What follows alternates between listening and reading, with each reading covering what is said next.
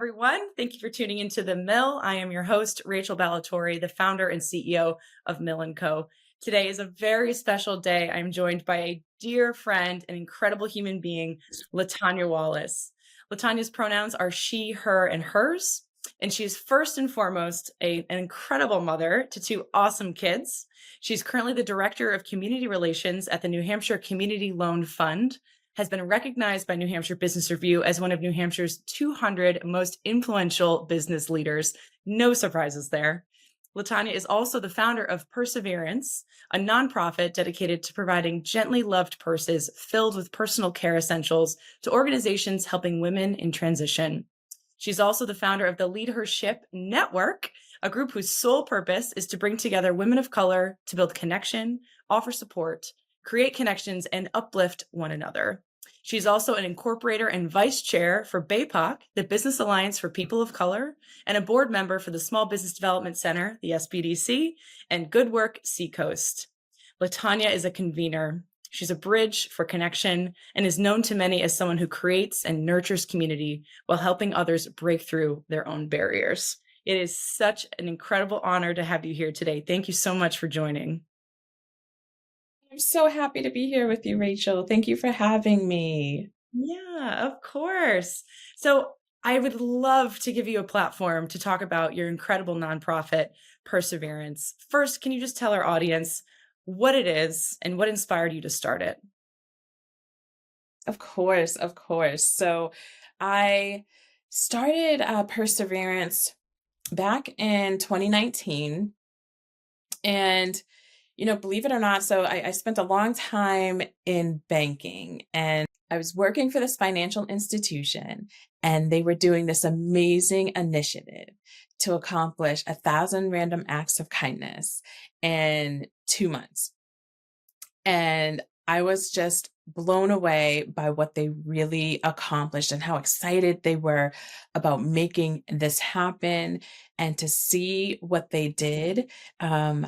And so that really got me thinking about what I could do, because I've always just had this really philanthropic heart. I've always wanted to give, and I've just never really knew how I could. And so hearing some of those success stories on that call that morning, my mind started going. And so I started thinking about purses and different things. And then I took a break because I remember that day at work too. It was the technology was going crazy at work. So I took a break out back and I went on my social media, and something came up on my phone. And the first thing that came up was to fill a bag with personal essentials and provide it to homeless. And I was like, huh. I was like, okay. I was like, I needed to see that. That's something I needed to see. And so I started to play around and really think through that. And what I ended up, I thought about the purses. Like, I have so many, and I don't use, because sometimes I like my fanny packs. Same.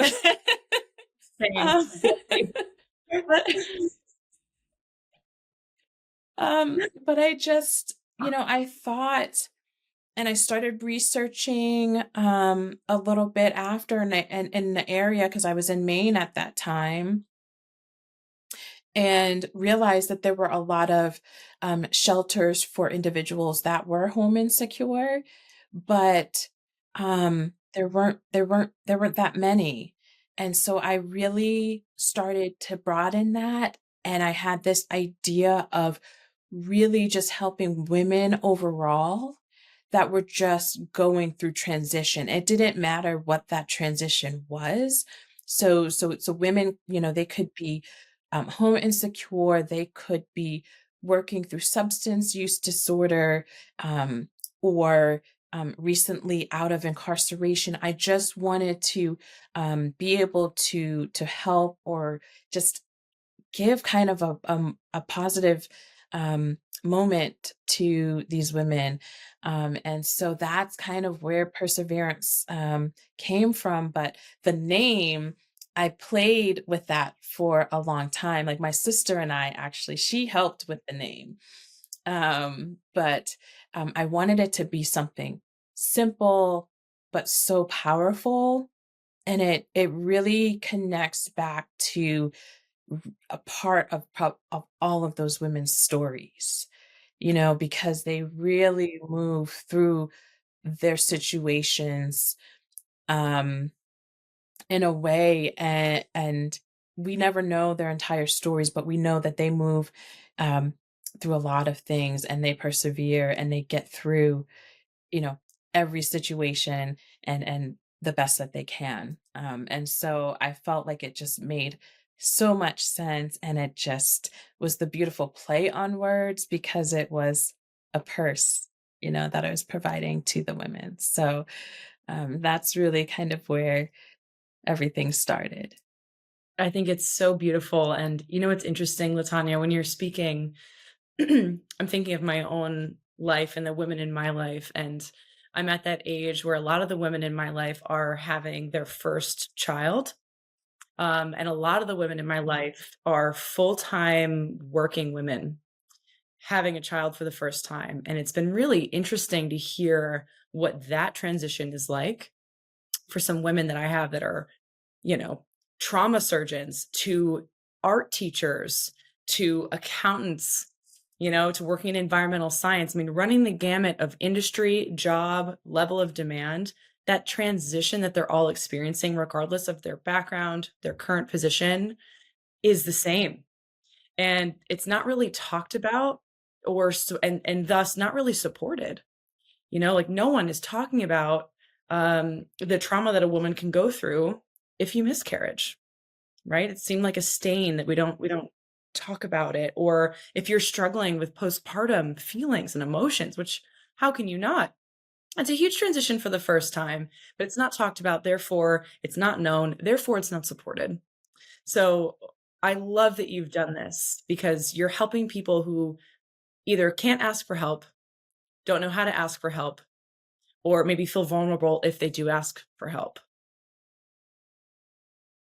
And when you think about a purse too, it serves so many different purposes for Mhm. us, right? Like it could be a fashion statement, it could literally house everything that is important to us. It could be the bag that carries the items for our babies. Like there's just so many things that one item can signify and hold. It really can be our entire world. And so, one thing that has kind of always stuck with me in doing this work. I'm sorry, I'm, rambling, but I, some of the things I think that we take for granted sometimes is, I have an organization in Maine that I've worked with in the past, and I was able to actually be present where I could provide the purses to them, to the individuals where I worked with an organization in the past that was in Maine, and I could be there in person where I could hand the purses out. And one of the individuals, I stopped putting the items, the personal care items, in the purses separately, like just kind of free flowing. And because of feedback that I received from one of the recipients that they loved the plastic bags, Mm. like the Ziploc bags, because this individual was home insecure. And so what she told me was that having the Ziploc bag was keeping some of her stuff dry, like when it rained when she was outside. So it's like those little things, it's just, those simple little pieces in our world that we use and have access to every day mean so much to people that have their transitions that they're working through. The metaphor of what the purse stands for can't be ignored. It's so beautiful. Women in particular shoulder a lot. And so to give them something to make the Mhm. shouldering easier is just, as a marketer, Latanya, it is such a beautiful concept. I applaud you on it because I love what it stands for. I love what it's done. And I'm curious, running a nonprofit amidst the other 50 million other things you do, not to mention being a parent, you know, and having a life of your own. Let's not forget that. And being super active in events and the community. Um, how do you stay motivated to keep this going? Yeah, so I think it's the passion to just help and just knowing that, I haven't been home insecure, but I have been in housing situations that were not the best for me.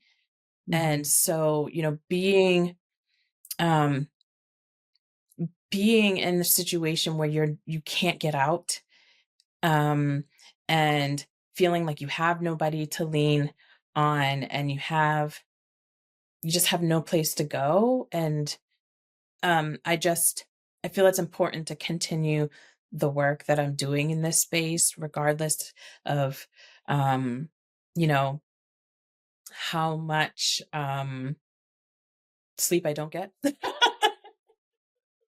um Like 2 hours no, a night. regardless of,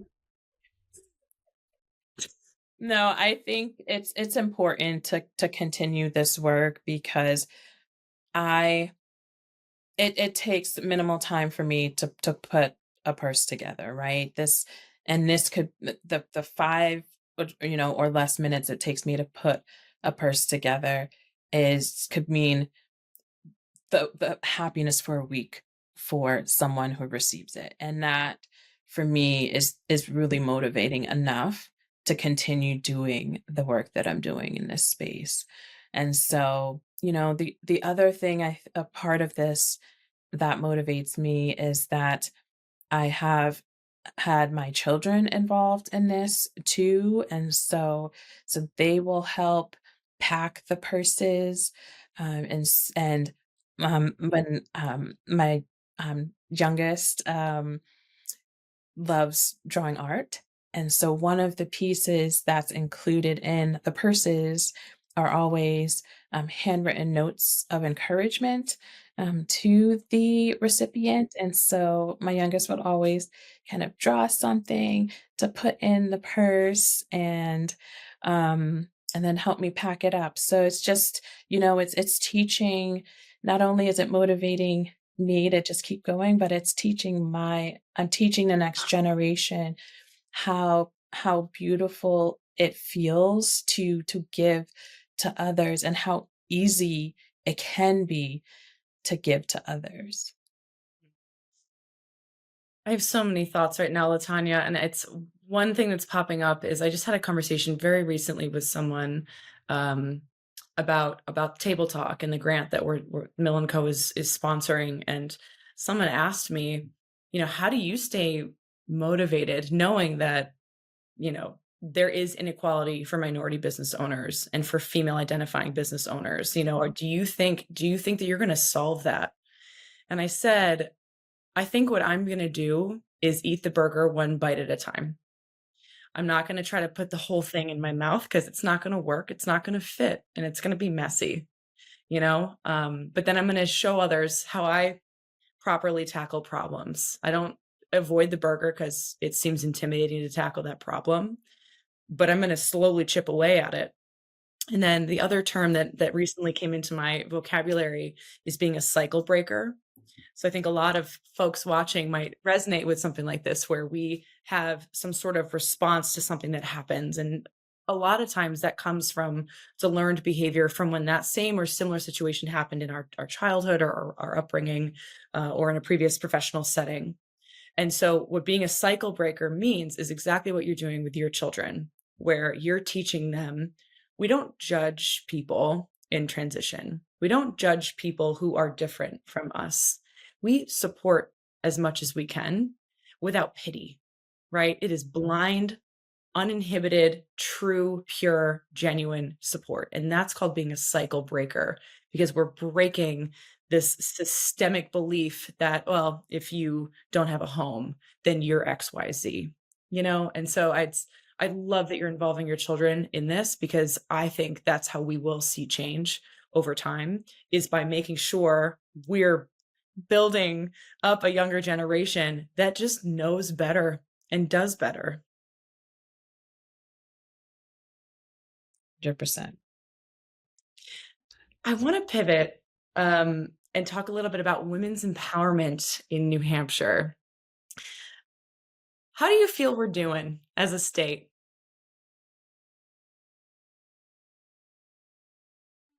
That's a great question. I think there's a lot of groups that have been formed over the past few years. Mm. I think we could be doing better in that space. Yeah, I think we could be doing better in that space. And I will say, I'll tell you why. Um, I think oftentimes you see there's still, there's a lot of award ceremonies, there's a lot of celebrations, and oftentimes you still don't see a lot of women on those stages. And that's where we want to see that's where the actions speak because we can have networking groups all day long, right? But we want to see representation on those stages. And I think that's where you want to see the change.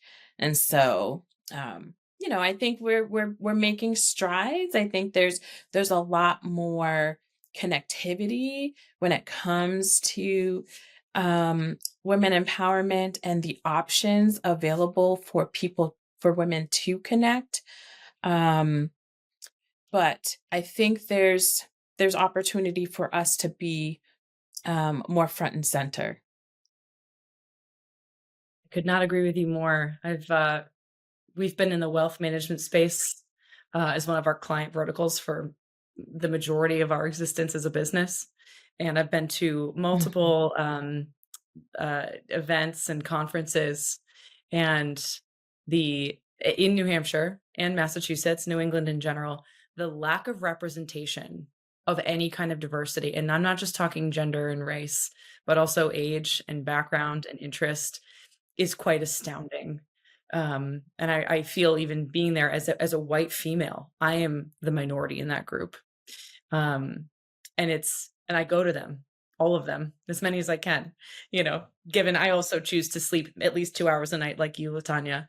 But I think it's important. It's also important for women to show up, just to go back to table talk. The name comes from something very similar to what was said at BAPOC's first annual conference this year, which is if you can't find a chair at the table, I'm bringing my own table. I don't need to be at your table necessarily because I'm going to bring my own and I'm going to construct that table with the legs that I want, the chairs that I want. I want a mix match of chairs that come to that table. I'm going to create my own space, but I'm still going to show up in the spaces where maybe I'm not as commonly known to be there, and to me, that's Yeah. how I see us continuing to strive to have women of color, minority business owners, people that are not normally seen in those spaces. We need to show up there. Yeah. And you know what else is got to be key in this is that we have to take the time to nominate women in these spaces, Yeah. right? So we have to put ourselves in these spaces because otherwise it's going to be the regular folks that are in those spaces. So the more you meet people, you interact, you learn, you connect, and you love them, like put them out there, like get them out and you appreciate what they're doing, share that with New Hampshire, right? Find a way that you can get them and their business and the impact that they're making out in the community more. So that nomination part, sometimes it could be hard on some of these applications, right?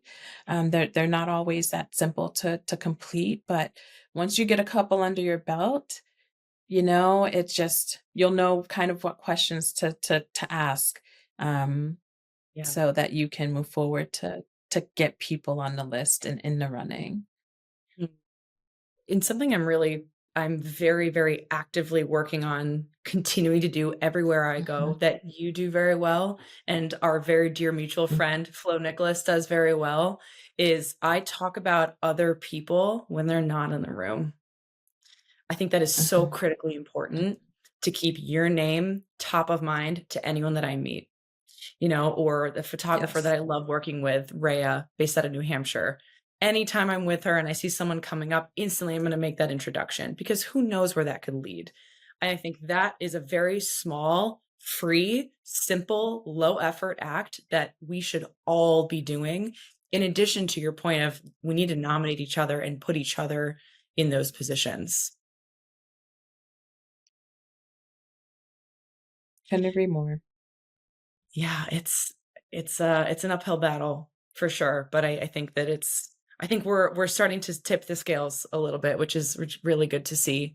Um, Certainly thanks to your tireless efforts that you do across all your things. And speaking of which, you were the director of community relations at the New Hampshire Community Loan Yes. Fund. Tell us a little bit about that role.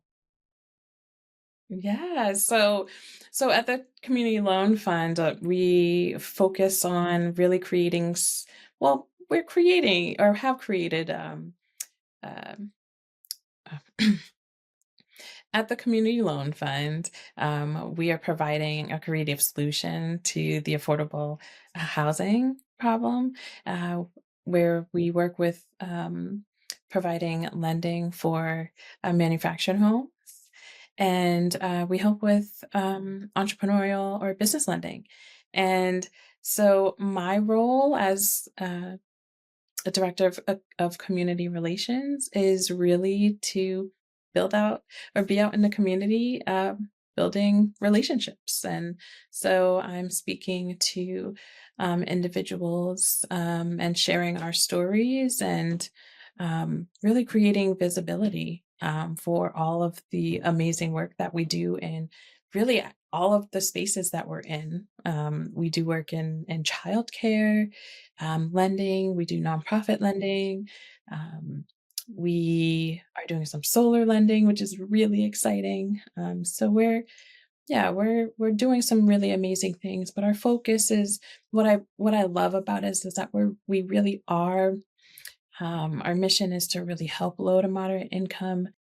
It just aligns so beautifully with a lot of the work that I do because helping historically excluded individuals is just it seems to be a thread in every organization, every board, um, everything that I'm really a part of because I really feel like things have to change, and I'm up for the challenge just to make sure that we got to make sure the needle moves.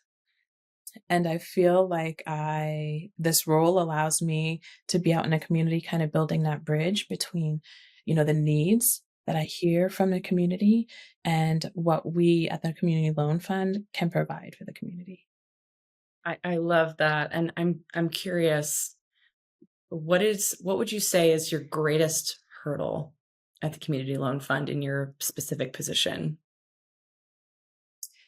Yeah, I think housing overall is just a hurdle. That's the hurdle. It's But one I giant think hurdle, yes. but All of it is the hurdle, yeah. I think um yeah, I think housing is just there's no inventory in the state. When it comes to what we do, housing, we're always breaking the stigma behind what housing looks like, right? People always have this idea of, maybe historic housing, or, these historic buildings, or these capes, or that housing has to be a certain way. And housing just needs to be safe, and the infrastructure needs to be in place. Like, it just needs to be a home, right? And I spend a lot of time just making sure that people understand that, a manufactured home is not, today is not the way that it was even 30 years ago, right? They're just much, much different. So, um, it's just, there's a lot of work that goes into making sure people understand that. It's a stigma shift, right, that you're hoping to create. Mhm. For folks watching, Latanya, how can the community help? What can people do to help with, these housing challenges that the Community Loan Fund is working to overcome? I think I would say find find ways at your local level to get involved. That is the only way any change is really going to come. Understand what it is that you can and cannot do in your town, because that's really where your change is. That's where you have the most impact. You have to really understand what you can and cannot do in your space, before we can make any big change as a state overall. So really understanding, you can go to, um, town your town meetings, your zone or planning committees, um, zone board meeting, so ways that you can get involved, or ways that you can help would be, attending your local, town, meetings, your local, zoning board, meetings, planning board meetings. Those are opportunities that you don't have to participate, but it's a space where you can learn about what's going on in your local town. You can hear about what barriers your local area are facing, and then learn where you might be able to help, or maybe even educate yourself on where you can come in to help, because that's where really we're going to do the most and make the most impact, is at each of our local levels. And I think a lot of that, it goes back to our earlier conversation about talk about people when they're not in the room. What's just as important as that Mm. is to think outside of yourself. It certainly takes time to research those things and go to those meetings, and we all are busy, right? But change doesn't happen if we're all like, well, someone else will go. Because what if they're feeling the same way as you Yes. and they're like someone, and in psychology, that's called diffusion of responsibility, right? And then nothing happens because we're all just assuming that someone else will take care of it. So I love that you're sharing that with us on this podcast. Because if anyone is watching and you feel like you'd like to learn more about what the Community Loan Fund is doing and how you can get active in your own local community, please reach out to Latanya. I know that she, as busy as she is, would Yes. be happy to let you know how you can continue to be a part of the conversation. Yes. Yeah, I would be happy to speak with anyone that has any questions, or just wants to learn how they can help and be more involved. Absolutely. Well, Latanya, thank you so much. It is always a pleasure to get to see you and chat with you. I love hearing about what you do, which seems totally endless. And we probably need another 5 hours on this podcast to really unearth all the incredible things that you do. But I'm so grateful that you could make time for us. And thank you for joining. For anyone watching, please connect with Latanya on LinkedIn.